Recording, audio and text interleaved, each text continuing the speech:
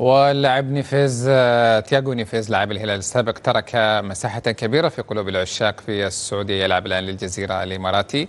بدأ موسمه الإماراتي بهدف رغم خسارة فريقه. تحدث العربية عن الهلال ومباراته البارحة أمام الأخويا. Estou muito tranquilo, muito feliz. أنا سعيد جدا وحياتي تسير بشكل هادئ رفقة عائلتي التي تأقلمت بسرعة. تجربتي في السعودية كانت جيدة وحان الوقت لبدء تجربة جديدة، واكتشفت هنا أجواء أخرى في الإمارات، وأتطلع لتشريف القميص الجديد بتحقيق الكؤوس والألقاب التي يطمع في تحقيقها نادي الجزيرة. يبحث عن مرمى المزيدي بالقدم اليسرى مباشرة.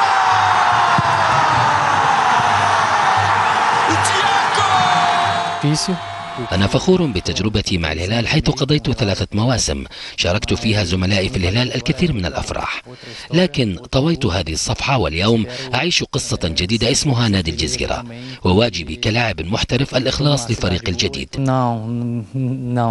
لا، للأسف لم أشاهد مباراة الهلال بالأمس، ولكن سمعت بالنتيجة وعلمت بفوز الهلال بنتيجة 4-1.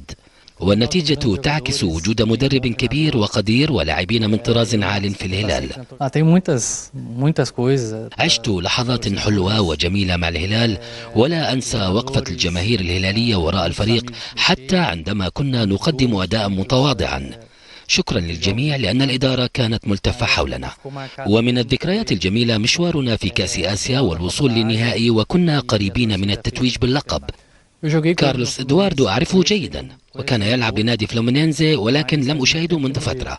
هو لاعب جيد بالتأكيد. عرفت أنه أحرز هدفين وأنا سعيد جدا بنجاحه وأتمنى له التوفيق.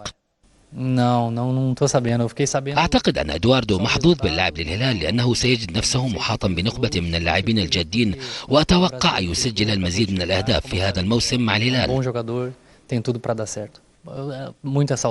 أغتنم الفرصة لكي أوجه تحياتي إلى رئيس النادي ولمسؤولي الهلال والجماهير الهلالية التي صفقت لي كثيرا، وإلى جميع اللاعبين، وأقول للجميع بأني أحمل أجمل الذكريات بعد المواسم ال3 التي قضيتها في المملكة مع الهلال.